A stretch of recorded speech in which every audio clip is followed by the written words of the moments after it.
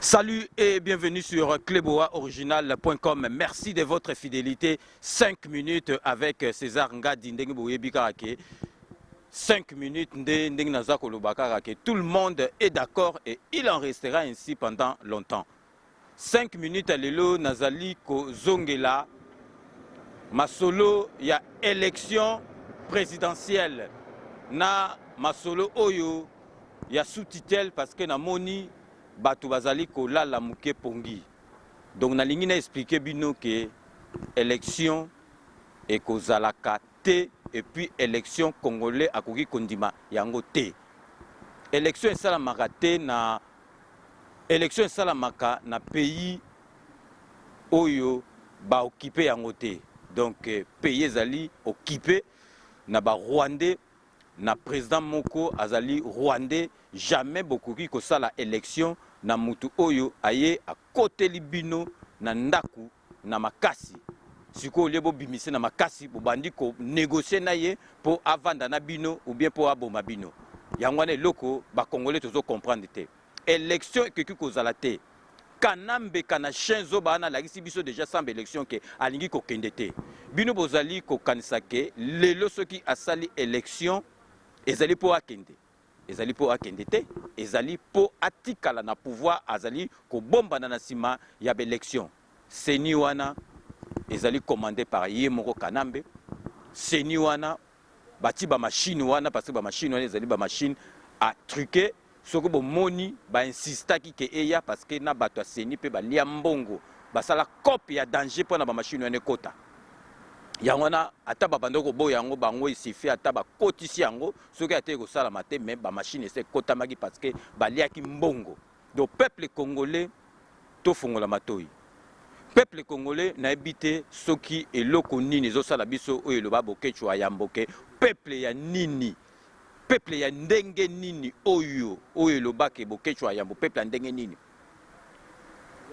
Tozali kondima élection tozolo ba élection est-ce que problème na mboka na biso eza élection te problème na mboka na biso ezali départ ya Kanambe soki akei après biso tokosala ba élection na biso siko biso tozoko wela élection siko ya ba député ou bien élection législative ezali yango te parce que ba député wana bazali déjà périmé bandakala ba sénateur périmé ba tout périmé président périmé l'autre zo wela ba élection poani ba élection ekozalaka te et kozala te parce que ce que l'élection est zali nazali koyebisa bino nazo beta sete élection ce que zali ezala Mbemba ezala Tshisekedi ezala Dokolo mutu ako gagner Kanambe azate parce que Kanambe ako tricher Seni ako tricher Kanambe sokati dauphin na ye ezali pour à gagner ezali te que pour à perdre donc peuple congolais bo tchango na mutu to boyela élection wana Tondi Mayango ata mukete ekozalate élection ezate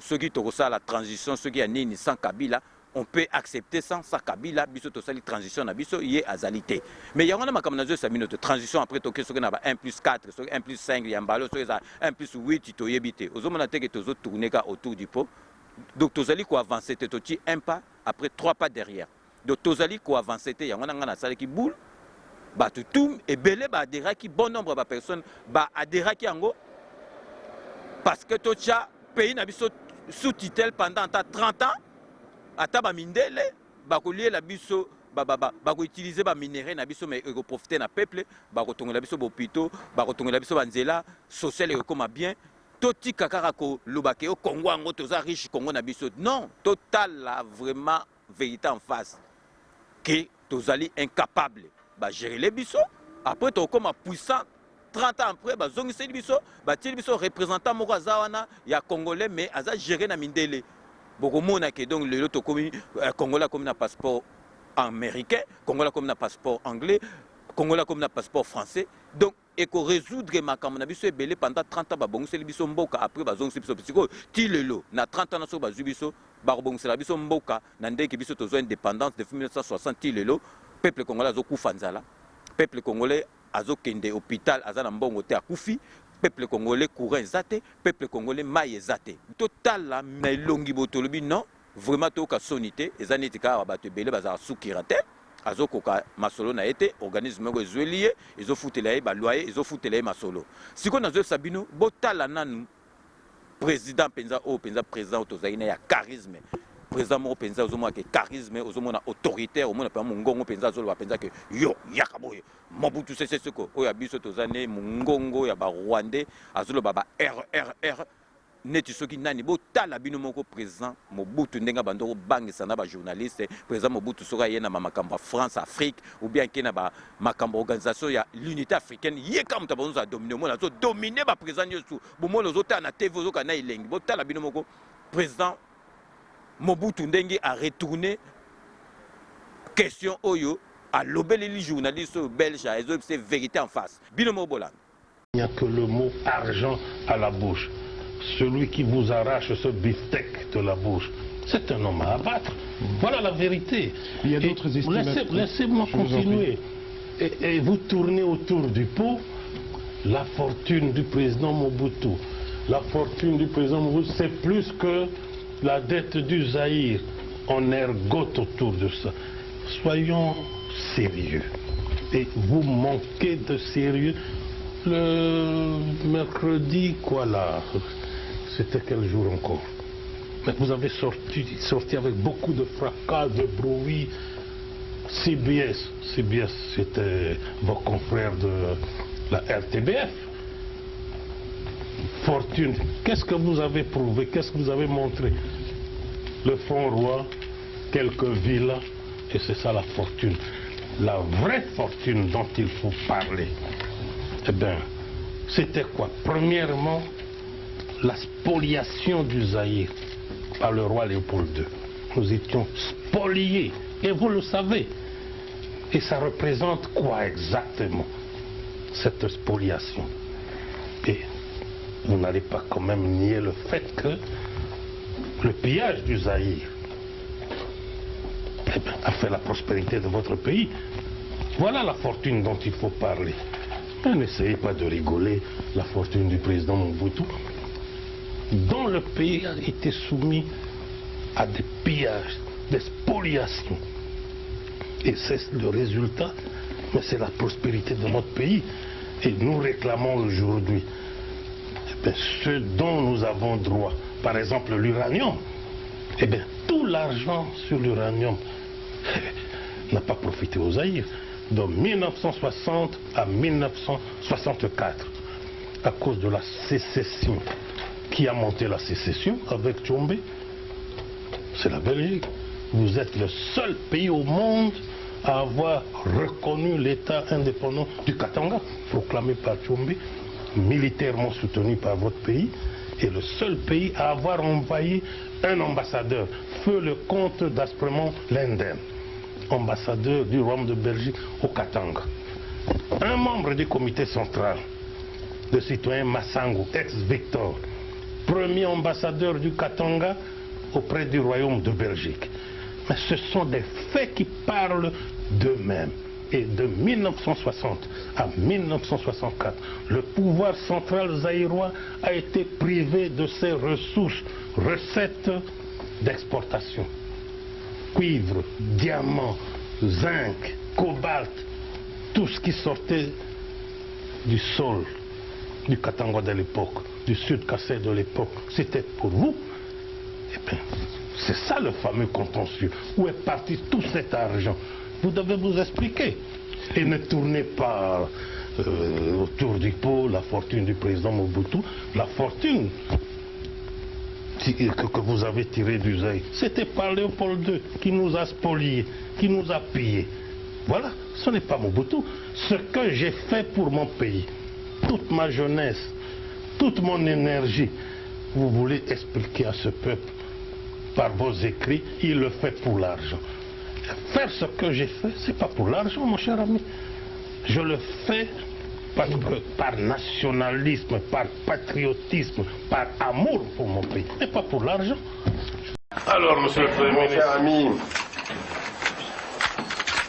Ah, Vous êtes dans une forme comme toujours éblouissante. Je sais pas comment vous faites là, malgré le travail. Vous êtes toujours dans une forme extraordinaire. Je voudrais tout d'abord vous dire toute ma joie d'avoir à nouveau rencontré le président. Vous savez, l'estime dont le président jouit en France comme en Europe, et qui est très grande, le respect dont il est entouré dans nos pays.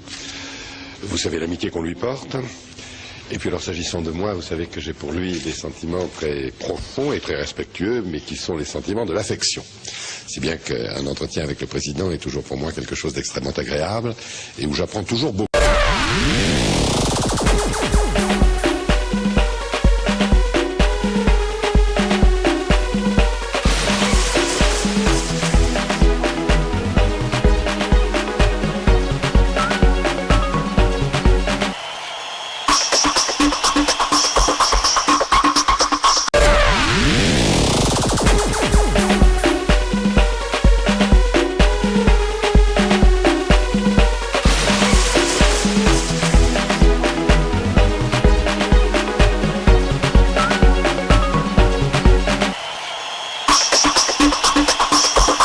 Bowiti Kolanda ndenge Mobutu azolobela ozomwa ke Mobutu abandako bangisa ba journaliste mais oya biso kana che o kanambe oyo yende mutu azobanga ba journaliste botala biso oyo tokotika nango ya kanambe par rapport à Mobutu na lakisi bino Mobutu botala siko ya kanambe o tokotika na ye vraiment faut elonga parce que photo azwa solo na mbunchu na dikosi parce que to kanisaka ata mukete bino mo bolanda.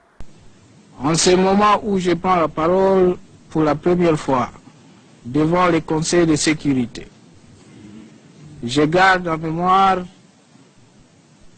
la date historique du 24 janvier 2000, où son Excellence le Président M. Laurent Désiré Kabila, se fondant sur la résolution 1234 du 9 avril 1999 du Conseil.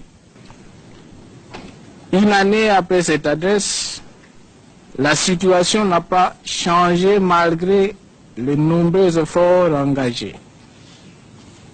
Bien au contraire, le conflit en République démocratique du Congo. Peuple congolais binomo bomoni différence ya président otozalaki ne kala na otozanaye soki nzamba sala biso nini nzambe yango no tozosenga pardon na nzambe ayokola biso mawa ndenge tozolela tongo pokwa kana shewa na kanambe wana il faut akufa ndenge nazoloba kufa akokufa zuma solo na mbutu ou bien na dikosi akokufa pe donc alalika ba kufi parce que nzambe ayokela biso mawa mawa ndenge tozolela mutu wana kotikala te donc nazali sous ko répéter que makambo élection wana ekozalaka te pe ekozala te parce que peuple congolais bo fongola matoi na bino bo boule peuple congolais bo timbela donc kanambe so azo sala élection ezali te que po alongo na pouvoir kanambe alagisi biso ba face surtout que alingi atikala na pouvoir donc élection ezali po atikala na pouvoir donc pressé ezate ba député na basi baza périmé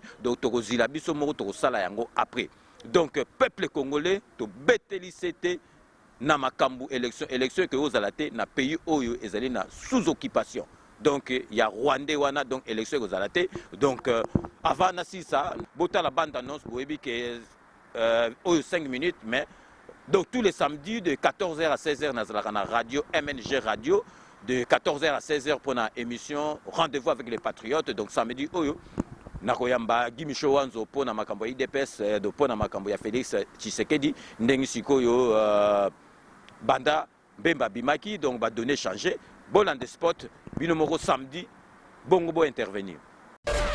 Depuis la libération du sénateur Jean-Pierre Bemba, les données politiques du côté de l'opposition ont changé. Avant la dite libération, Félix Tshisekedi était en pole position pour les élections présidentielles. Pour faire le point à ce sujet, Guy Michaud Wanzo, la bouche autorisée de Félix Tshisekedi, sera mon invité ce samedi 30 juin 2018 de 13h30 à 15h30.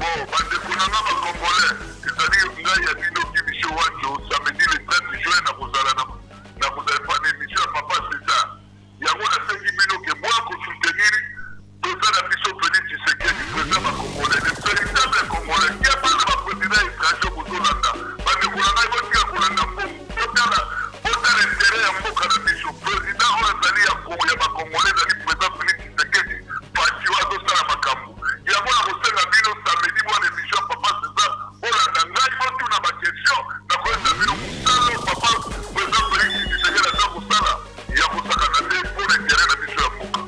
Samedi 30 juin 2018, émission Le Rendez-vous avec le Patriote Ekoleka exceptionnellement à partir à 13h30 puis 15h30 pour la Coupe du Monde. Donc Guy Michaud Wanzo, la bouche autorisée, il y a Félix Tshisekedi à cause de la invité Nanga pour tout solo la makambo ya IDPS, tout solo la makambo président Félix Tshisekedi, tout solo la paix ndengi ba donné échangé depuis libération, il y a sénateur Jean-Pierre Bemba. Donc Bozangate samedi 30 juin de 13h30 à 15h30 Benga na 01 64 38 54 68 pour nous poser la question Nabino na Guy Michaud Wanzo, la bouche autorisée de Félix Tshisekedi. Rendez-vous avec le Patriote avec César Ngadi Kleboa.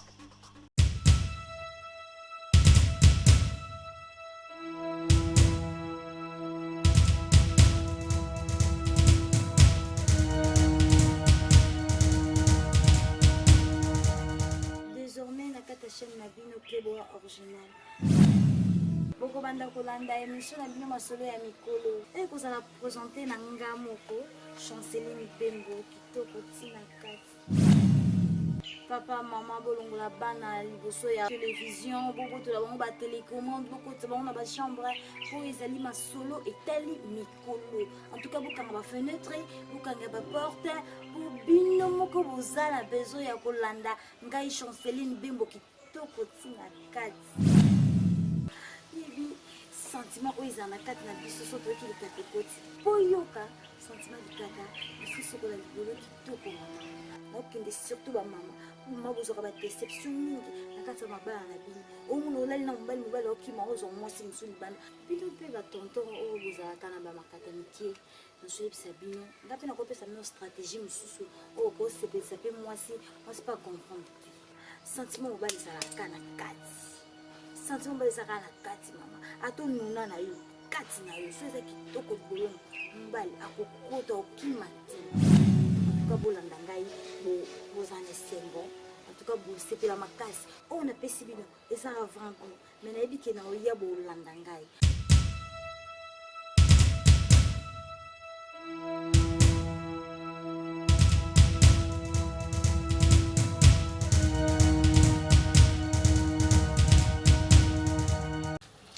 Mote Bandeko, merci Ndemo Yaminga na banda Kunabino. Tomanda désormais Kokutana na cadre ya émission Oyo Tolobe la santé. Bon, nga komo nanga Jean-Paul Djamba, don naza Ndeko Nabino, don naza na poto depuis Bambula Ebele, don na longwa Kisasa, na kolika na Kisasa na Bandal, biso bana Bandal. Banda na longwa na yapoto musala musuna salakate na zakaka na bopito. Donc l'hypertension, le cœur est une pompe musculaire qui propulse le sang sous le réseau d'artères. Engol banini motema na biso ezali pompe et un muscle et aka neti likofi motema motema so neti likofi na ye sikoyo motema wana musala na ngoya nini ko poussa ko tindika makila ya propre na ba misisa minene na ba diabète eza sécrété na moko ya eteni ya nzoto o babengi pancréas ou pancréas yango ezo sécrété entre autres ba hormone mibale o babengi insuline musala ya insuline eza nini eza soki olie yango ezo réguler ezo tia donc soko lié et sécréter et produire insuline pour équiter ça to ya sukali AVC. AVC eza nini accident vasculaire cérébral. Bon ngana ko expliquer bino na mukuse ezali accident oyo ekoya à tout moment eza brutal sikoyo V etali makambo ya vaisseau ba vaisseau ezali ba artère ba veine oyo eza na cerveau et puis C cérébral etali makambo etali cerveau etali mutu. Voilà pour la AVC. Mais sikoyo ba classifier en mode 2 eza mibale eza AVC o babengi ischémique na AVC o babengi continue ka kopesa bino conseil kaka nde mama nanga bana koloba na ngai na kitetela Papa Dembaki de Kama Nyamase la Diès. Nana Bakisina Pondu. Kozala Zoto Malamu Edeki Loso Nyama Mbisi na Pondu. Merci.